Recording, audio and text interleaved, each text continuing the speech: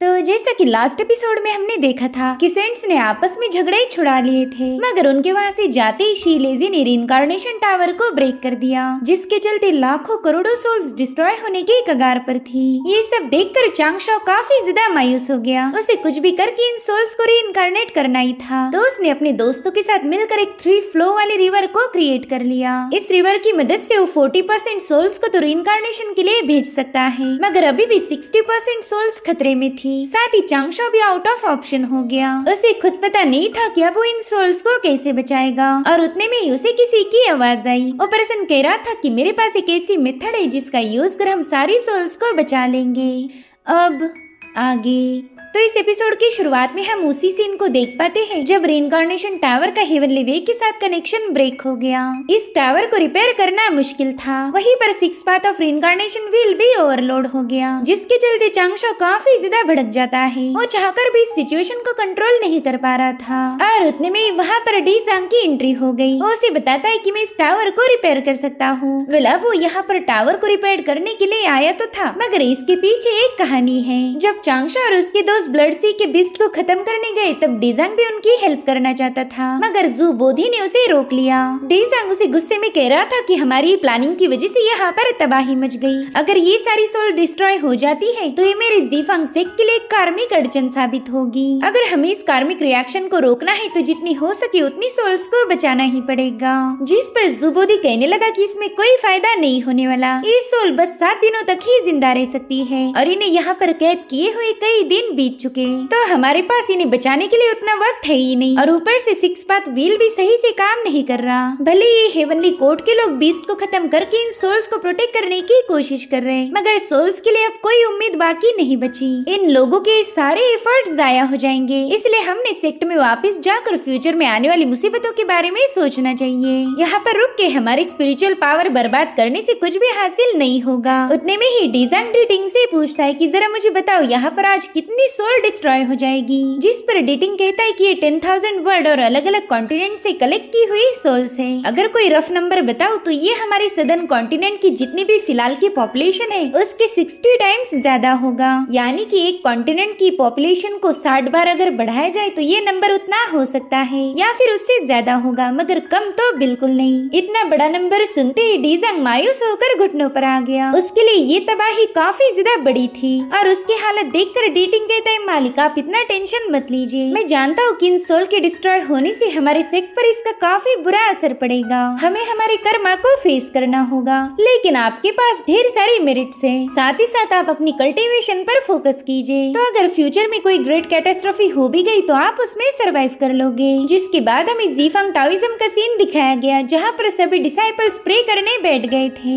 उनमें से कुछ डिसाइपल कहते हैं कि उस शीलेजी को मौत की सजा मिल गई, ये तो काफी ज्यादा अच्छा हुआ। उसने रीइंकार्नेशन टावर को डिस्ट्रॉय करके उन सभी सोल्स को मौत के घाट उतार दिया, इसलिए उस कमीने को मौत की सजा तो मिलनी थी। वो तो मर गया, लेकिन अब इन सारी सोल्स के कर्मों का हिसाब हमें देना पड़ेगा। पता नहीं हमारा जीफांग टाओइज्म कौन से कार्मिक डिस्ट्रक्शन को झेलने वाला है। उनकी सारी बातें डीटिंग ने भी सुन ली थी। उसे पता है कि आज न कल उसका सेक्ट डिस्ट्रॉय हो जाएगा। वहीं पर डीजांग अपने सेंट के सामने नील करते हुए कहने लगा कि रीइंकार्नेशन टावर मेरे ही प्योर डाओ हार्ट का यूज करके एस्टेब्लिश किया गया था, और अब वो टावर पूरी तरह से डिस्ट्रॉय हो चुका है। लेकिन अगर मेरे मास्टर उसे रिपेयर करने की मेथड मुझे सिखा दे तो शायद मैं उस टावर को ठीक करके हमारे जीफांग टाओइज्म पर पड़ने वाले कार्मिक बोझ को रिजॉल्व कर सकता हूँ। लेकिन मास्टर पता नहीं क्यों आप मुझे कोई जवाब नहीं दे रहे। उतने में ही डीटिंग कहता है मालिक जहाँ तक मैं देख पा रहा ये सभी लोग इस बड़ी सी जिम्मेदारी से अपना पीछा छुड़ा रहे, इसलिए मुझे नहीं लगता कि आपने भी इसमें इन्वॉल्व होना चाहिए। मगर डीजांग पीछे हटना नहीं चाहता था। वो सोचता है कि हमारा जीफांग टाओइज्म सेक्ट ही हेवन और अर्थ का विलन क्यों बने, जबकि हमारा सेक्ट तो बस एक सपोर्टिंग कैरेक्टर है। मेरिट्स को हासिल करने की लालच में आकर ही हमने उस टावर को एस्टेब्लिश किया, लेकिन उन बेचारी सोल्स को डिस्ट्रॉय करना ये हमारा मकसद कभी था ही नहीं।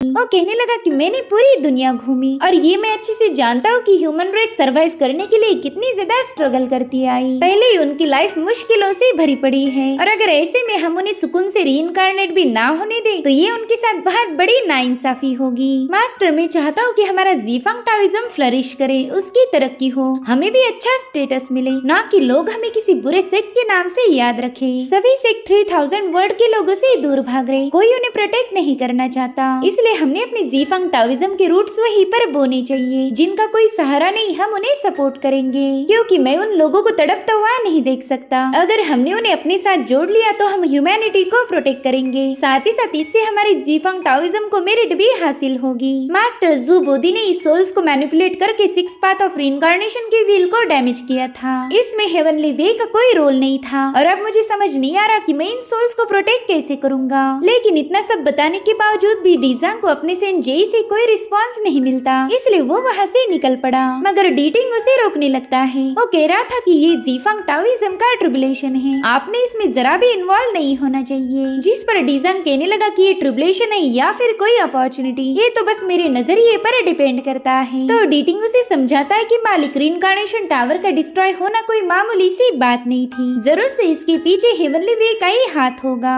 इसलिए तो हमारे दोनों सेंट्स भी इस मसले में इंटरफेयर नहीं कर रहे। उन्हें पता है इस रीइंकार्नेशन टावर को रिपेयर करना यानी कि हेवनली वे के खिलाफ जाना, और वो ये रिस्क उठाने के लिए बिल्कुल भी तैयार नहीं है। अगर इतने पावरफुल सेंट्स भी इसमें पीछे हट रहे तो फिर आप इसमें इन्वॉल्व क्यों हो रहे? प्लीज मेरी बात मान जाएं। और उतने में ही डेटिंग को वहाँ पर एक पर्सन नजर आता है जो कि उसे इशारों में चुप रहने के लिए बता रहा था, और फिर थोड़ी देर में वो पर्सन अपने आप वहाँ से गायब हो गया। इधर डीजांग अपने मास्टर यानी कि सेंट जेई से मिलने के लिए माउंटेन पर पहुँच गया था। वो उनके सामने नील डाउन करते हुए रिक्वेस्ट करने लगा कि प्लीज मुझे उस टावर को रिपेयर करने का तरीका सिखा दीजिए। जिस पर जेई कहने लगी कि अगर तुम उस टावर को रिपेयर करने गए तो फिर दोबारा कभी इस माउंटेन पर वापस नहीं आ पाओगे। जिस पर डीजांग कहते हैं हाँ मैं जानता हूँ, और शायद इसी वजह से आपने मेरी प्रेयर्स का कोई जवाब नहीं दिया और ना ही मुझे कोई ऑर्डर दिया। तभी सेंट जेई कहते हैं कि इस टावर को रिपेयर करने के लिए प्योर डाओ हार्ट के कोऑपरेशन की जरूरत है, और इस रिचुअल को पूरा करने के लिए हमें एक body as a vessel use करनी पड़ेगी, और मैं तुम्हें अपनी जान गंवाने नहीं दूंगा। आगे चलकर फ्यूचर में तुम मेरी सारी रिस्पॉन्सिबिलिटीज संभालने वाले थे। अगर तुम चले गए तो इस काम के लिए मैं किसी और पर ट्रस्ट नहीं कर सकता। जिस पर डीजांग कहने लगा कि अगर मैं नहीं गया तो सारी सोल्स डिस्ट्रॉय हो जाएंगी, हमारे सेक्ट पर एक बहुत बड़ा कार्मिक बोझ बनेगा, और ऐसे हालातों में फिर हम कभी भी हमारी जीफंग टाओइज्म को ग्रो नहीं कर पाएंगे। आप ही मुझे इस सेक्ट में लेके आए थे और आज आपका ये डिसाइपल यहाँ से जाना चाहता है, तो प्लीज मुझे आजाद कर दीजिए। मैंने आपसे ढेर सारी नॉलेज गेन की है, आपकी टीचिंग हमेशा मेरे लिए सब कुछ रही, तो आज उस एहसान को चुकाने का मौका दीजिए। सेंट जेई ऐसा तो बिल्कुल भी नहीं करना चाहते, मगर उन्हें डीजांग के सामने हार माननी पड़ी। वो कहते हैं कि शायद यही हेवंस को मंजूर होगा और हम हेवन के विल्स के खिलाफ जा ही नहीं सकते। जिसके बाद उन्होंने बड़ी भारी दिल से डीजांग की तरफ एक रेड लोटस पास कर दिया, जिसे डीजांग अपनी बॉडी के साथ मर्ज करने की कोशिश करता है, और इसमें उसे काफी ज्यादा पेन हो रही थी। मगर थोड़ी देर में डीजांग उसके साथ एक हो गया, जिसके चलते अब उसकी बॉडी एक वेसल में तब्दील हो गई थी, और अब वो अपने सेंट के सामने आखिरी बार माथा टेक कर वहाँ से रवाना हो गया। वहाँ से जाते हुए उसकी मुलाकात हुई लीबाई से, जो कि हर क्राइम में उसका पार्टनर था। तो डीजांग उससे अलविदा कहकर एक अच्छा काम करने के लिए रवाना हो गया, और अब कहानी दोबारा से प्रेजेंट टाइम में आ जाती है, जहाँ पर डीजांग डेटिंग के साथ चांगशो से मिलने पहुँच चुका था। उसे वहाँ देखते ही ज़ो गोंगमिंग उस पर भड़क गया। वो कह रहा था डीजांग इतना सब होने के बावजूद भी तुम यहाँ पर क्यों आए हो? उतने में ही चांगशो उससे कहता है डीजांग अगर तुम्हारे पास इस टावर को रिपेयर करने की कोई मेथड है तो बता दो। जिस पर डीजांग कहता है हाँ मैं इसे रिपेयर कर सकता हूँ। जिसके बाद हमें डीजांग और डीटिंग के दरमियान का सोल कनेक्शन दिखाया गया। वो कह रहा था डीटिंग हमारे बीच में एक इमॉर्टल कॉन्ट्रैक्ट था जिसे मैंने अब तोड़ दिया है। मेरे दोस्त अब तुम आजाद हो। जो सुनते ही डीटिंग इमोशनल होकर अपने मालिक के पास आ जाता है और रोते हुए उसे अपना प्यार दिखा रहा था, मगर डीजांग ने अपना हाथ पीछे खींच लिया। वो इस मोमेंट में आके कमजोर नहीं पड़ना चाहता। वो कहता है जाओ और अपनी लाइफ को एंजॉय करो। वहीं पर डीटिंग भारी दिल से अपने मास्टर के सामने नील डाउन करते हुए वहाँ से निकल पड़ा, मगर वो बार बार पलट पलट कर डीजांग को देखे जा रहा था। उसे उम्मीद थी कि उसका मास्टर उसे रोक ले, मगर ऐसा नहीं होता, जिसके चलते डीटिंग को वहाँ से जाना पड़ा। वहीं पर जियांग डीजांग पर चिल्लाने लगी कि तुम्हारे जीफंग टाओइज्म की वजह से इतनी बड़ी मुसीबत आ गई। जिस पर डीजांग कहता है कि ना ही मैं उनके जैसा हूँ और ना ही मैं उनसे अलग हूँ। आज मेरा जीफंग टाओइज्म इस कार्मिक ट्रिबुलेशन में फंस जाएगा, लेकिन मैं उसे ही बचाना चाहता हूँ। तो मैं वाटर गॉड से रिक्वेस्ट करता हूँ कि मेरे लिए नहीं तो एटलीस्ट इन सोल्स को बचाने के लिए मुझे इस टावर को रिपेयर करने का मौका दीजिए। जिस पर चांगशाओ कहता है कि पहला मुझे ये बताओ तुम्हारे सक्सेसफुल होने के चांसेस कितने हैं और सबसे इम्पोर्टेंट बात इस टावर को रिपेयर होने में कितना वक्त लगेगा। जिस पर डिजांग जवाब देते हुए बताने लगा कि सक्सेस होने की चांसेस 100% है और साथ ही इसे रिपेयर होने में बस कुछ ही पलों का वक्त लगेगा। तो चांगशाओ कहने लगा कि इस टावर को रिपेयर करने से पहले हमने गॉडेस हाउटू से परमिशन लेनी चाहिए। उनके ऑर्डर्स के बाद ही हम ये काम शुरू कर सकते हैं। जो सुनते ही डिजांग ने जल्दी से वहाँ पर अपनी डिवाइन पावर को एक्टिवेट करते हुए गॉडेस हाउटू से कांटेक्ट किया। वो उन्हें बता रहा था कि मैं जीफांग टाओइज्म का डिसाइपल डिजांग इस टावर को रिपेयर करने के लिए अपने ग्रेट डाओ हार्ट की कसम खाता हूँ। प्लीज मुझ पर यकीन करके मुझे परमिशन दीजिए। ये सब देखकर चांगशाओ और उसके साथी काफी ज्यादा हैरान हो गए। साथ ही गॉडेस हाउटू और चांगशाओ को भी उस पर यकीन हो गया था, जिसके चलते उन्हें टावर को रिपेयर करने का काम डिजांग के हवाले कर दिया।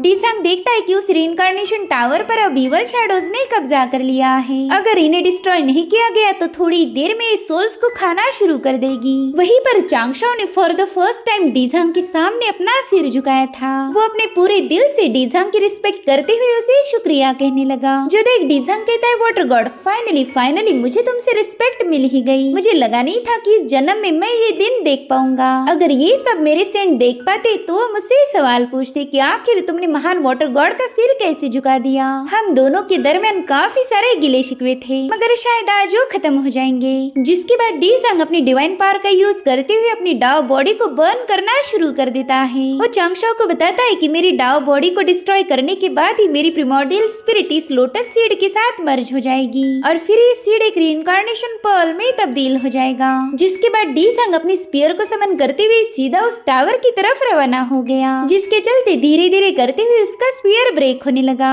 डिजांग कहता है कि जब तक मैं अंडरवर्ल्ड में नहीं जाता तब तक कोई भी अंडरवर्ल्ड में नहीं जा पाएगा। मुझे इन ईवल्स को डिस्ट्रॉय करने के लिए अपनी बॉडी को सैक्रिफाइस करना ही होगा, तभी जाकर सब कुछ ठीक हो सकता है। और अब हम देख पाते हैं कि डिजांग की बॉडी भी शैटर होना शुरू हो चुकी है। साथ ही साथ उसकी प्रिमोर्डियल स्पिरिट उस रेड लोटस के साथ मर्ज हो रही थी। ये बंदा बस 1000 वर्ल्ड की सोल्स को प्रोटेक्ट करना चाहता था, साथ ही वहाँ के लोगों की मुसीबतों को खत्म करना चाहता है। और फाइनली एक ही झटके में उसकी पूरी बॉडी डिस्ट्रॉय हो गई, जिसके चलते रीइंकार्नेशन टावर पर एक जोरदार ब्लास्ट हो चुका था, जिसमें सारी इवल शैडोज डिस्ट्रॉय हो गई। डिजांग ने खुद को तबाह करके 1000 वर्ल्ड के लोगों को एक नई उम्मीद दी थी। वहीं पर उसकी बॉडी से रिलीज होने वाली डिवाइन ऑरा पूरे कॉन्टिनेंट में फैल चुकी थी, जिसे डेटिंग भी मायूस होकर देखने लगा। और फाइनली डिजांग की प्रिमोर्डियल स्पिरिट उस रेड लोटस के साथ मर्ज हो गई, जिससे वहाँ पर एक रीइंकार्नेशन पर्ल क्रिएट हो गया था। तो इस तरह से डिजांग ने खुद को सैक्रिफाइस करते हुए फाइनली रीइंकार्नेशन टावर को रिपेयर कर लिया।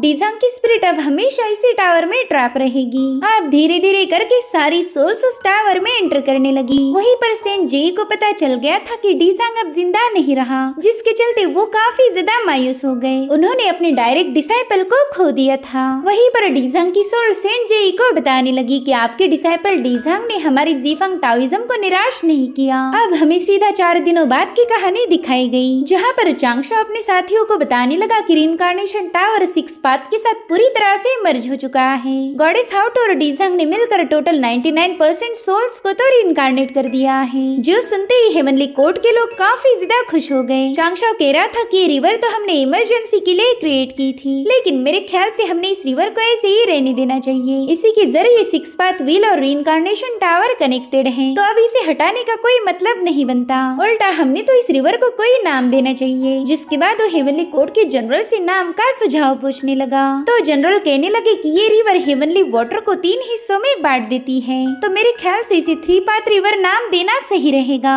इस नाम को तो हेवन से भी अप्रूवल मिल गया था। हेवन से एक गोल्डन रोशनी रिलीज होकर वहाँ पर एक चट्टान पर 3 पाथ रिवर ये नाम काफ कर देती है। जो देख चांगशाओ सोचता है कि इसी तरीके से शायद रीइंकार्नेशन पाथ को भी 6 पाथ ये नाम दिया गया होगा। शायद ये सारी बातें प्रीडेस्टिनाइड थी।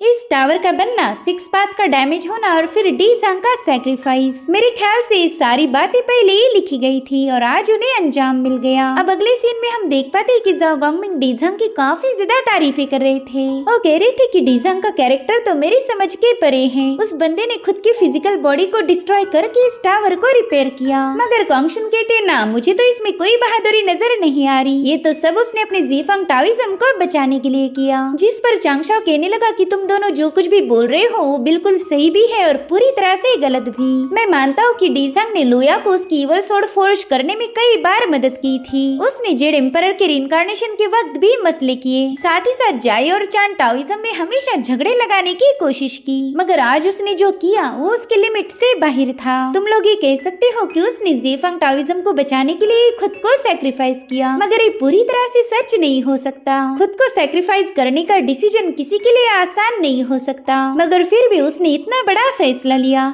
और वो सब इसी वजह से क्योंकि उसका दिल प्योर था। वो एक रहमदिल इंसान था, साथ ही उसकी ह्यूमन रेस के साथ जो डीप इमोशन थे उसी के चलते उसने खुद को सैक्रिफाइस कर दिया। चांगशाओ की बातों से युनशाओ भी पूरी तरह से अग्री थी। वो कहने लगी कि तुमने पूरे के पूरे कॉन्टिनेंट में डीजंग के नाम का बोलबाला किया, मगर तुम्हारा मकसद सिर्फ डीजंग को मशहूर करना नहीं था, बल्कि तुम डीजंग के नाम को ज़ीफंग टाओइज्म से अलग करना चाहते हो। जिस पर चांगशाओ कहता है, फिर आप हमेशा मेरे दिमाग को पढ़ लेती हो। ज़ीफंग टाओइज्म गंदगी और करप्शन से भरा पड़ा है, और आज उन्हीं की वजह से डीजंग मारा गया। सच बताओ तो उसे उस पर्ल में ट्रैप होता हुआ देखकर मुझे बिल्कुल अच्छा नहीं लग रहा। जिस पर कंगशुन कहता है कि ज़ीफंग टाओइज्म का इस बार काफी बड़ा लॉस हो गया। उन्होंने डीजंग जैसे ईमानदार और पावरफुल बंदे को खो दिया। अब तो उनके पास जो कुछ भी बचा है वो किसी कचरे से कम नहीं होगा। सो फाइनली इस बैटल में हार हुई है ज़ीफंग टाओइज्म की, मगर देख लेना अभी भी वो लोग सुधरने नहीं वाले। वो दोबारा से कोई न कोई मसला जरूर से खड़ा करेंगे। वहीं पर चांगशाओ कह रहा था कि भले ये रिइंकार्नेशन टावर अब गॉडेस हाउ-टू के कंट्रोल में है, लेकिन फिर भी हेवन ज़ीफंग टाओइज्म को उनकी मेरिट का शेयर जरूर देगा। डीजंग की सारी कमाई अब वो लोग खाएंगे। इतना ही नहीं, जब पर्पल क्लाउड पैलेस में गॉड की लिस्ट को डिस्कस किया जाएगा, तब ज़ीफंग टाओइज्म के लोग इस मैटर को बताकर सबको साबित कर देंगे कि उन्होंने कितना महान काम किया है। भले उन दोनों सेंट्स ने खुद के फायदे के लिए इस टावर को जनरेट किया हो, मगर असली फायदा तो उन्हें डीजंग के सैक्रिफाइस से मिला। हेवनली वे भी हमेशा ज़ीफंग टाओइज्म को बचाना चाहता है, तो इस बार भी उसने डीजंग के जरिए उन सबको प्रोटेक्ट किया। और अब हमें उस रिइंकार्नेशन टावर पर लगे हुए पर्ल के अंदर का सीन दिखाया गया, जहाँ पर डीजंग की प्रिमोर्डियल स्पिरिट अब पूरी तरह से ट्रैप हो चुकी है। डीजंग कह रहा था कि अनफॉर्चुनेटली मेरी फिजिकल बॉडी पूरी तरह से डिस्ट्रॉय हो गई, और अब इस पूरे लाइफ टाइम में मेरी सोल हमेशा इस टावर में ट्रैप रहेगी। अब तो यहाँ पर मुझे अकेले अकेले काफी ज्यादा बोर हो जाएगा। लेकिन तभी उसे याद आता है कि वाटर गॉड ने उससे प्रॉमिस किया था कि वो डीजंग के साथ चाय पीने यहाँ पर जरूर आएगा। डीजंग कहता है कि पूरे 5 दिन हो गए, मगर अभी तक वाटर गॉड की यहाँ आने की कोई खबर नहीं। पता नहीं वो बंदा मेरे से इतना इंतजार क्यों करवा रहा।